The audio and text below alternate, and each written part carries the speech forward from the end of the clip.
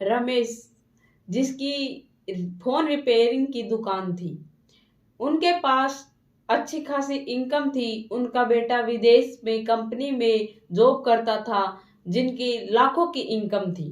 पिताजी घर पर बैठे बैठे भी बहुत सारा काम करते थे और एक उनकी फोन रिपेयरिंग की दुकान थी, उसे भी देखभाल करते थे। उनका फोन रिपेयरिंग में इतना ज्यादा इंटरेस्ट था कि वहां पर लगभग सभी लोगों के मुंह पर उन्हीं की दुकान का नाम रहता था। उनके जैसा फोन रिपेयर वहां पर कोई नहीं करता था। तब उनकी स्थिति बिल्कुल खराब थी, तो उन्होंने वह फोन रिपेयरिंग की दुकान खोली थी, जिसकी बदौलत आज उनके पास करोड़ों की इनकम है। लेकिन वह आज भी अपनी दुकान अपने आप चलाते हैं, न कि किसी को रखते हैं, क्योंकि उनका मानना है कि मेरी जिंदगी यहीं से स्टार्ट हुई थी और मुझे यह काम करना चाहिए। कुछ दिन पहले उनके बेटे की शादी हुई थी और बेटा विदेश चला गया था। ससुर जी बहू को लाकर फोन देते और कहते, बेटा इस फोन को चार्जिंग पर लगा देना, ये खराब फोन है, ये रिपेयरिंग के लिए आए हैं, मुझे सुबह इनको ठीक करना है, तो तुम याद करके इस फोन को चार्जिंग पर लगा देना। यह बात सुनकर बहू अपने फोन को रखकर उनके फोनों को चार्ज करती। वह पूरी रात उन फोनों को चार्ज करती और सुबह ससुर जी को देती। ससुर जी को जब देती तो ससुर जी सिर्फ एक ही बात कहा करते थे कि बेटा जब खत्म हो जाए तो मुझे बता देना। बहू यह बात सोचती थी कि ससुर जी मुझे रोज यह बात क्यों कह के जाते हैं, और वह इतनी हावल तावल में होते थे कि बहू को बोलने का मौका ही नहीं देते थे। कुछ दिन बीत जाने पर बहू ने अपने पति के पास फोन किया और कहा कि पिताजी रोज मुझे सिर्फ एक ही बात बोलते हैं, खत्म हो जाए तो मुझे बता देना। इसका क्या मतलब है? मैं पूछना चाहती हूँ पिताजी से, मुझे कुछ समझ नहीं आ रहा। तभी वह कहता है कि तुम प्लीज पिताजी से कुछ मत पूछना, उन्हें ज्यादा सवाल जवाब करना अच्छा नहीं लगता, उन्हें कहीं गुस्सा ना आ जाए। यह बात कहकर वह कहती है, ठीक है। मंजू और उसके भैया, जिनकी माता पिता के बचपन में ही मौत हो गई थी, वह अपनी नानी के पास रहते थे। नानी ने उन्हें पढ़ाया लिखाया, तब वह अपने पाँव पर खड़े हो गए तो भैया ने अच्छी नौकरी पाई, अच्छे खासे पैसे कमाए और उसने अपना एक घर बनाया और उस घर में शिफ्ट होकर उसने एक अच्छी लड़की देखकर शादी कर ली। लड़की पढ़ी लिखी थी, वह स्कूल में बच्चों को पढ़ाने जाती थी, पति ऑफिस में जाते थे। एक छोटी बहन थी जिसे उन्होंने पढ़ाने का निर्णय लिया। लड़की को अच्छा खासा पढ़ाया। आसपास के लोग कहने लगे कि तुम्हारी बहन अब थोड़ी समझदार हो गई है, शादी के लायक हो गई है, तुम इसे की शादी कर दो, ज्यादा दिन घर पर बेटी रखना अच्छी बात नहीं है। लेकिन वह यह बात मानने को तैयार नहीं था, क्योंकि वह चाहता था कि मेरी बहन पढ़े लिखे और एक अच्छी मुकाम तक पहुंचे। उसकी सोच थी कि मैं मेरी बहन की ऐसे घर में शादी करूं जिनके पास अच्छी खासी नौकरी हो, पढ़े लिखे लोग हो, जहां पर मेरी बहन राज करे। लेकिन उसकी बहन कॉलेज में एक लड़के से प्यार कर बैठी, जो कि छोटा मोटा काम करता था, जहां भी पैसे मिलते वो वही काम कर लिया करता था। कुछ दिन से उनकी बातचीत चली। पहले तो उनकी फ्रेंडशिप हुई और फ्रेंडशिप में न जाने वह फ्रेंडशिप प्यार में कब बदल गई। और वो कहते हैं प्यार अंधा होता है, वैसे ही इन दोनों का प्यार भी अंधा था। भैया के लाख मना करने पर भी लड़की ने लड़के से मिलना नहीं छोड़ा। इसीलिए भैया ने तंग आकर अपनी बहन का फोन अपने पास रख लिया और कहा कि यह लड़का तेरे लायक नहीं है। उस लड़के को सिर्फ एक ही दुख था कि भैया एक बार उस लड़के से मिलके तो देखे। लेकिन भैया ने अपने लोगों को उस लड़के की सारी डिटेल निकालने के लिए कह दिया था। भैया को जिसने यह सब कुछ पता लगाने के लिए कहा था, उसने कहा कि यह लोग तो किराए के घर में रहते हैं और छोटा मोटा कोई काम करते हैं, इनके पास कोई परमानेंट जॉब भी नहीं है, और यह हमें नहीं लगता है कि आपकी बहन को खुश रख पाएगा। इसीलिए भैया इस शादी के लिए मना कर देते हैं और अपनी बहन के लिए एक अच्छा खासा रिश्ता लेकर आते हैं। लड़का विदेश में जॉब करता था, पिताजी घर पर रहते थे, फोन रिपेयरिंग की दुकान थी, अच्छा खासा परिवार था, एक छोटी उसकी बहन थी जो पढ़ रही थी, अच्छी खासी इनकम थी। अच्छा घराना मिलने के कारण बहन की शादी फिक्स कर देता है। बहन इस बात से बिल्कुल भी खुश नहीं थी, लेकिन वह चाहकर भी कुछ नहीं कर पा रही थी। लेकिन उसकी एक बेस्ट फ्रेंड थी जो कि उसके बॉयफ्रेंड के पास जाती है और उसे बताती है उसकी शादी हो रही है और तुम यहाँ पर बैठकर तमाशा देख रहे हो, कुछ करो। वो नहीं चाहती है कि उसकी शादी उसके साथ हो, वह तुमसे शादी करना चाहती है। तभी वह कहता है कि मुझे शादी करके उसे मिलेगा ही क्या। उसके भैया उसके लिए जो भी सोचते हैं वह बिल्कुल ठीक है। अगर वह उससे शादी कर लेगी तो उसको तो फायदा ही है। यहाँ पर मैं उसकी 2 वक्त की रोटी का प्रबंध भी नहीं कर सकता और वह वहां पर 56 भोग करेगी। वह लोग उच्चे घराने के हैं और मैं तो एक मामूली सा नौकर हूँ। मेरे साथ उसकी शादी उसके भैया कभी नहीं करेंगे। लेकिन वह लड़की कहती है कि तुम ऐसा कैसे कह सकते हो। वह कहता है कि पहले वह उससे शादी कर ले और फिर मैं इतने पैसे कमाऊंगा कि वह उसे डिवोर्स देकर मुझसे शादी कर लेगी। वह यह बात अपनी फ्रेंड को आकर बताती है कि आपके बॉयफ्रेंड यह कह रहा था कि तू उससे शादी कर ले और फिर उसे डिवोर्स देकर उससे शादी कर लेना। तभी वह कहती है क्या मेरी जिंदगी एक खेल है, जो जब चाहता है वह खेल लेगा। शादी एक 7 जन्मों का बंधन होता है। अगर मैंने उसके साथ शादी कर ली तो मैं उसे डिवोर्स कैसे दूंगी। आखिरकार मुझे वह डिवोर्स क्यों देगा। मैं एक बार उससे बात करना चाहती हूँ, तू एक बार अपने फोन से मेरी उससे बात करा दे।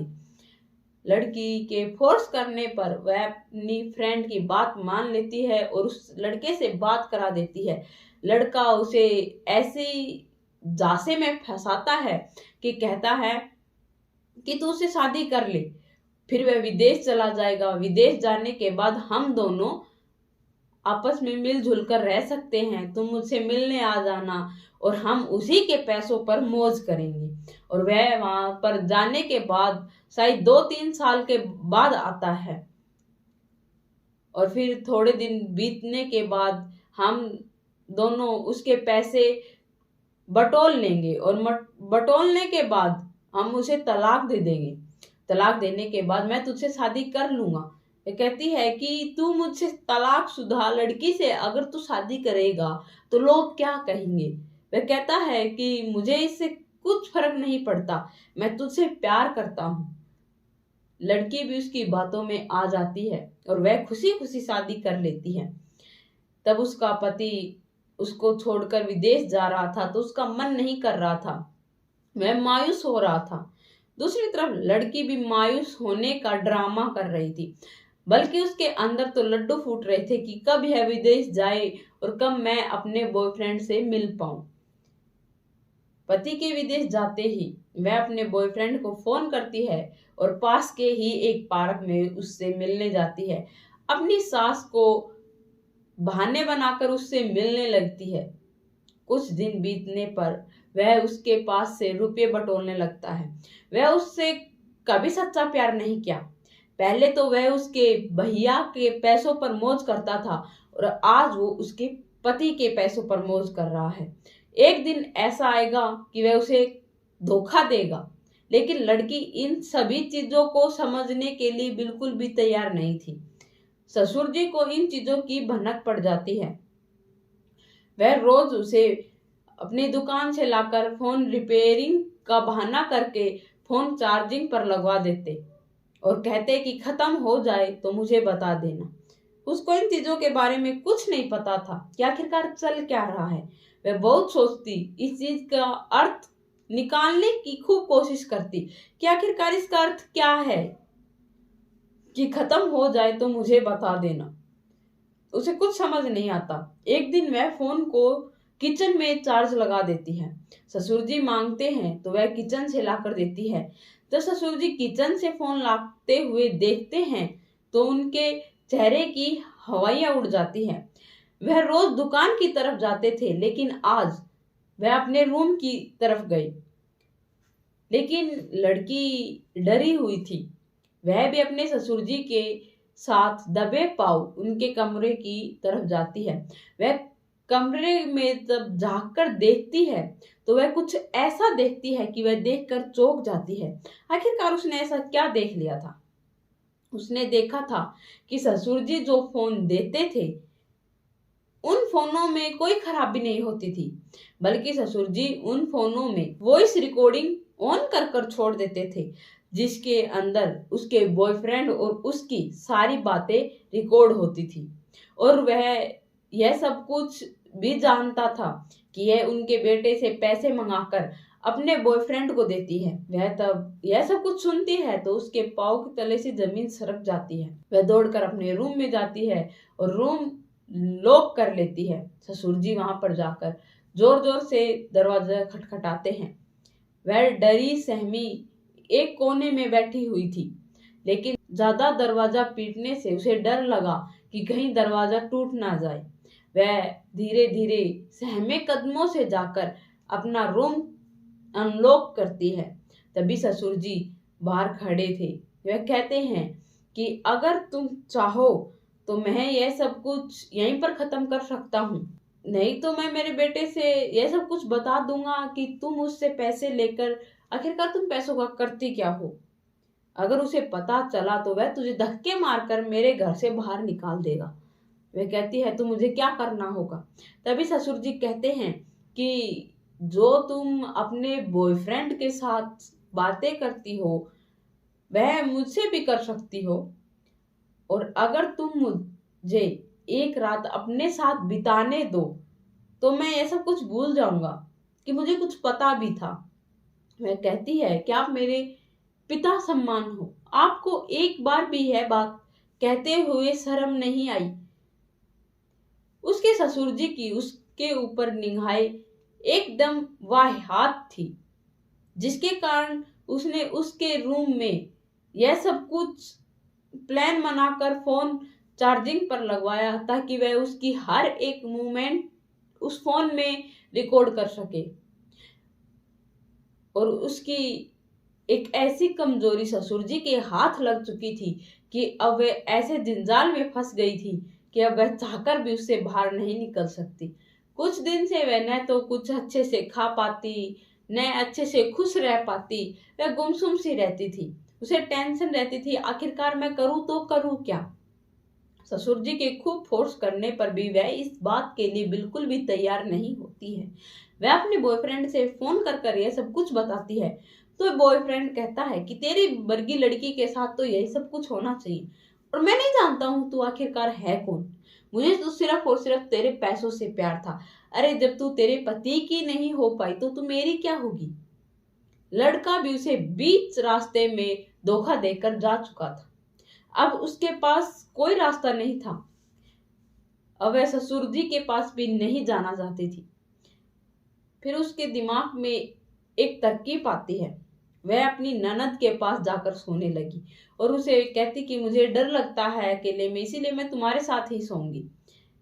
ससुर जी भी अपनी बेटी के डर से उसके आसपास नहीं जाते। लेकिन कुछ दिन तो शांति से बीत गए। लेकिन एक दिन तब उनकी बेटी अपनी फ्रेंड के साथ पार्टी करने बाहर गई हुई थी तो उनकी बहू रूम में अकेली सो रही थी। वह उनके पास जाता है और उससे जबरदस्ती करने लगता है। उसके हाथ पकड़ता है, कमर पर हाथ रखता है, लेकिन मैं अपने आप को छुटाने की पूरी कोशिश कर रही थी। और वह कह रहा था कि एक रात, सिर्फ एक रात तू मेरे साथ बिता ले, मैं तुझे कुछ नहीं कहूंगा। यह बात वह कर ही रहे थे तभी उनकी बेटी यह सब कुछ बाहर से देख लेती है। लड़की बोलती है, पिताजी आपको 1% भी शर्म नहीं आई। अरे आखिरकार यह आपकी बेटी के सम्मान है। अगर आप इसके साथ यह सब कुछ कर रहे हैं तो कल आप मेरे साथ भी ऐसा कुछ कर सकते हैं। तभी उसके पिताजी कहते हैं, नहीं बेटा। वह अपना फोन निकालते हैं और कहते हैं, देख यह यही सब कुछ करती है। लेकिन लड़की कहती है, पिताजी यह क्या करती है क्या नहीं करती वो तो मैं देख ही रही थी। अगर यह करती तो यह सब कुछ आराम से कर लेती। आपको इनके साथ जबरदस्ती करने की कोई जरूरत नहीं थी। यह सब कुछ तो मैंने अपने आंखों से देख लिया है। मुझे आपकी रिकॉर्डिंग सुनने में कोई इंटरेस्ट नहीं है। वह अपने पिताजी का फोन अपने हाथ में रख लेती है और पिताजी को रूम से निकाल देती है। तभी उनकी भाभी सोचती है कि झूठ छिपाने से छिपेगा नहीं, भलाई इसी में है कि मैं इनको सारी बात बता दूं। वह बिना डरे अपनी ननद को सारी बात बता देती है। तभी ननद कहती है कि भाभी चलो ठीक है, अब वक्त रहते संभल गए और आपको अपनी गलती का पछताव है, यही सबसे बड़ी बात है। वह अपने पिताजी का फोन जमीन में मारकर फोड़ देती है। फोन के टुकड़े टुकड़े हो जाते हैं और कहती है कि भाभी जी अब न रहेगा बांस और ना बाजेगी बांसुरी। अब न तो पिताजी का फोन रहेगा और न पिताजी के पास कोई प्रूफ।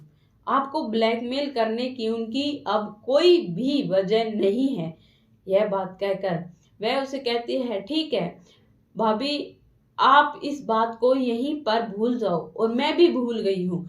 और रही बात पिताजी की, उनकी बात अब कोई नहीं मानने वाला, क्योंकि उनके पास ऐसा कोई भी प्रूफ नहीं है कि वह आपको गलत साबित कर सके। और आशा करती हूँ कि आज के बाद आप ऐसा कोई काम नहीं करोगे, क्योंकि अगर भैया को ऐसा कुछ पता चलता है तो क्या पता आप लोगों की जिंदगी किस मोड़ पर जाकर टिकेगी। यह बात कहकर वह अपनी भाभी को समझाती है और कहती है कि मैं भैया से बात करूंगी। वह सुबह ही अपने भैया के पास फोन करती है और कहती है, भैया आप भाभी को विदेश बुला लीजिए, भाभी का यहाँ पर मन नहीं लग रहा, इनकी आजकल तबीयत भी थोड़ी खराब रहने लगी है। यह बात कहकर वह अपने भैया को अच्छे से मैनेज कर लेती है और भैया भी अपनी पत्नी को बुलाने के लिए राजी हो जाते हैं। वह अपनी पत्नी को विदेश अपने पास बुला लेते हैं। अब वह कभी कभी वहां पर अपने घर आते हैं, लेकिन अब ससुर जी को भी अपनी गलती का एहसास है। वह भी अब यह मानने को तैयार है कि जो उन्होंने किया वह सब कुछ गलत था। आज वह यह सब कुछ छोड़कर एक अच्छे पिता और एक अच्छे ससुर बन गए हैं। और बहू जो कि उस घर में रहने से कतराती थी, आज वह उस घर में खुशी खुशी अपना जीवन व्यतीत कर रही है। आपको मेरी कहानी कैसी लगी कमेंट में लिखकर जरूर बताना। मेरे चैनल को सब्सक्राइब करना, बेल नोटिफिकेशन को ऑन करना, ताकि मेरी हर वीडियो जल्द से जल्द आप लोगों तक पहुंच पाए।